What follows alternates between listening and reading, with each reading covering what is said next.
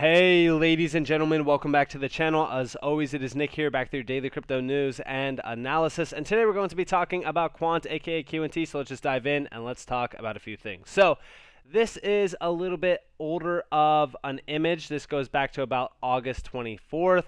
But I bring this back up to really kind of show you guys the comparison of QNT to Bitcoin one last time. We've been talking about this. We've been discussing this for a while. You know, when we really kind of look at this market, I would say like if there was a token that had the best tokenomics compared to Bitcoin, the best upside compared to Bitcoin, you know, the one that could be the next, it would be QNT. And this is not only from like a tokenomics standpoint, this is also from a technological fundamental, standpoint too.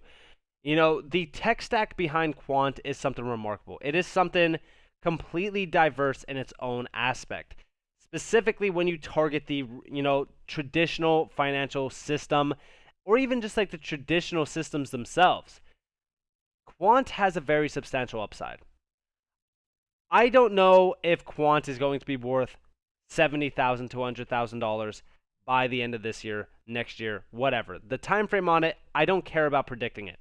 All I know is that, in my opinion, I believe that QNT will hit Bitcoin's numbers.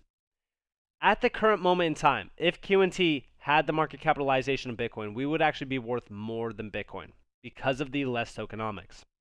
Tokenomics don't matter to the extent. Tokenomics do provide much quicker gains in a much shorter aspect of time because of more individuals trying to buy that specific token, and there's not enough supply to demand ratio. I believe going forward, Quant's demand is going to continue to drastically increase as the supply continues to decrease. Hence why we will most likely see major upside potential on QNT. Now, a crypto user by the name Quantoronto, by the way, incredible name, has posted this diagram of comparing Bitcoin to QNT. And it's June 8th, 2013, compared to August 24th, 2022. Bitcoin to QNT. Total addresses, 67,000 compared to 64.8K. $109 to $109. Does this mean anything? No, not exactly. But when we actually look at this, 2013 to 2022, okay, remember, in 2021, Bitcoin topped out at $70,000 nearly. That was a difference of 8 years. In the difference of 8 years from 2022 to 2030, could QNT be worth an upside of $80,000 to $100,000? Is that a possibility? Well, we look at the upside, around Web3, around crypto. There's been a lot of predictions out there from a lot of substantial names. Even a 10x from here within market capitalization would be substantial. But I'm looking at the 8-year time frame here to 2030. And we look at DLTs, we look at CBDCs, and we look at what's formulating behind the scenes around a lot of these major networks. In my opinion, by 2030, things will look extremely different, not only for Bitcoin, but also for QNT. Within that 8-year time frame, a lot can happen. Could we hit $100,000 earlier? It's possible. Will we ever hit $100,000 though? That's the question. Nothing's guaranteed in this market. But what I can say is this. In my personal opinion, not financial advice, I do believe that QNT will hit 100K. Everyone wants to tout Bitcoin hitting 100K, and that's great. And I do think that, Bitcoin will hit 100K because of the supply-demand ratio. Remember, network effects are pretty substantial for Bitcoin. But where does that leave QNT that has 33% less supply? The upside on QNT would also have to be significantly high in that 8-year time frame. Remember, 8 years is a long time. Ethereum has been out for 7 years, and look at the growth of Ethereum, transacting $2.5 trillion in one singular quarter. This is substantial. So to me, like, QNT does have a lot of upside potential, but why? What's all the connections to it? Shout out to Son NL11 here, but he does mention Oracle blockchain. It is on top of all these other major, companies: IBM, Consensus, Accenture, Infosys, Ripple, and the same height as R3. What a partnership! The QNT partnership with Oracle was one to really kind of note in your books. Like, that was a historical moment. And the growth of this partnership really kind of solidifies that. They have actually had far too much, incoming demand from that partnership alone, that they've actually not been, they haven't been able to process that. In fact, they actually do see down here, like, we had to go through a rigorous process over the last 12 months to reach this stage, and I'm extremely proud of, our small team for working so hard to get us to this point. But again, like, this amount of demand is a little bit too much for Quant. That's why we have been seeing a lot of hiring from that team. And this proves the point that, like, the demand behind QNT is still, rising rapidly. And I think that this is great to see. But also, recently, we did see DTCC launch their private blockchain. This is huge. We've talked about this a little bit. We talked about it with XDC. I know that there's been a lot of discussions around, XRP being utilized in this. It doesn't really matter, right? Because at the end of the day, this is still built out on a blockchain technology, a DLT technology, that's going to be processing over 100,000 equity transactions on a daily basis.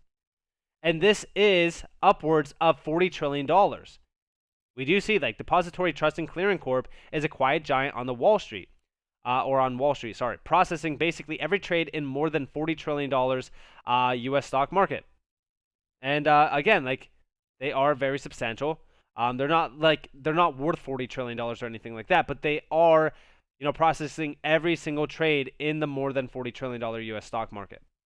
And they have peaked at 160,000 transactions on peak days. They are a very substantial name. Now, when we look at this, right, this is all around trade processes. The funny thing is that we already seen them focus on this in the past. More so, we did see, the European Central Bank being aware of this back in April of 2021, the use of DLT in post-trade processes. We are moving rapidly in on this space.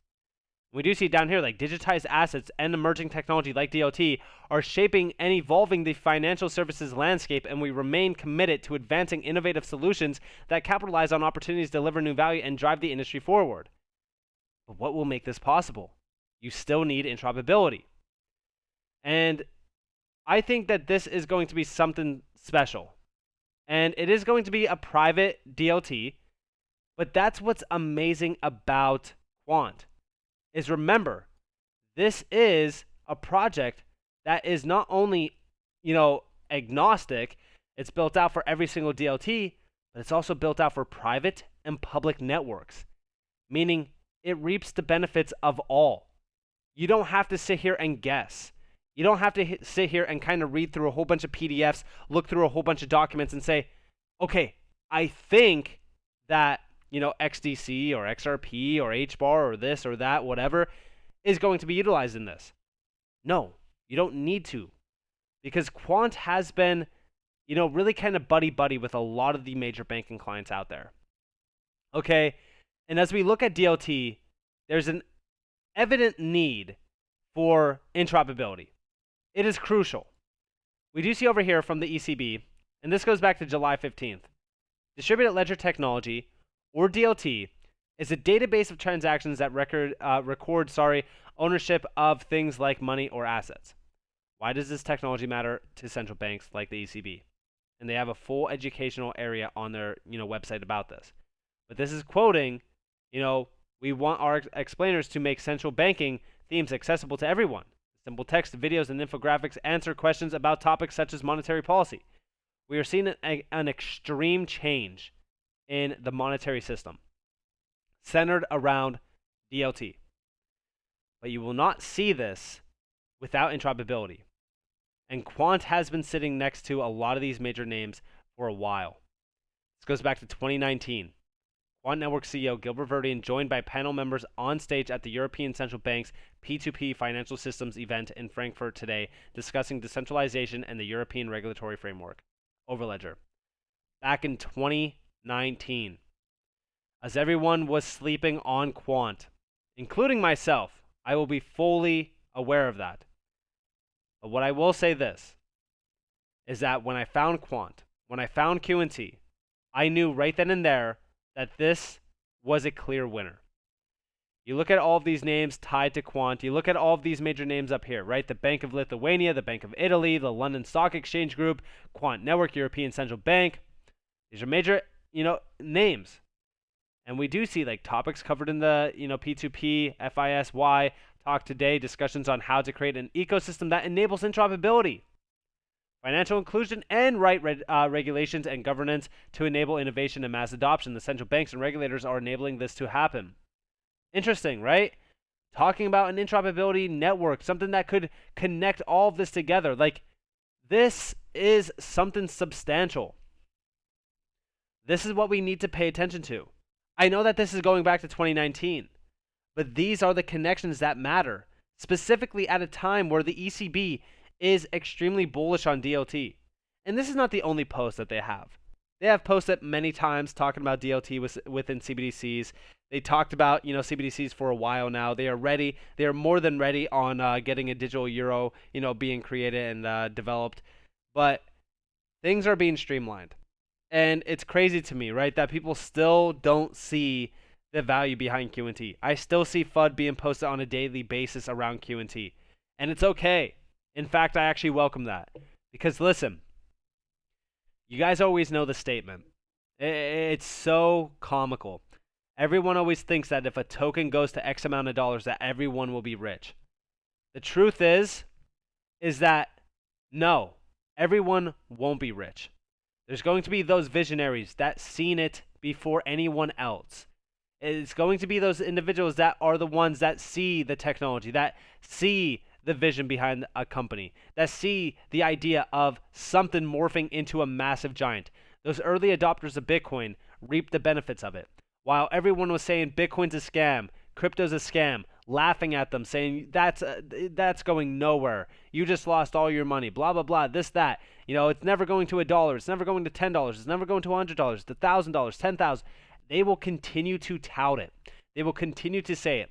And then at the all-time highs is when they will come to you and say, where can I buy it? Where can I get it? It happens over and over again. This is why not everyone will get rich. This is why not everyone will reap the benefits. But those individuals that see it, those individuals that are here, realizing the potential behind DLT, behind something like Q&T, are the ones that will reap those benefits. That will be the ones that said, I was an early adopter of Q&T. I was an early visionary of Q&T. I seen it before anyone else seen it. And that's going to be the ones that will be able to see the fact that, or I should say that they were the early adopters of the core piece to the future monetary system. So with that being said, I hope that you guys enjoyed this video. If you guys did, definitely leave a like, subscribe, turn notifications on if you guys have more free content. You guys are more than welcome to follow me on Twitter and join the free Discord down in the description below. As it's up to you all. Have a beautiful day, beautiful night, wherever you guys are in this beautiful world. This has been Nick. Peace out, guys.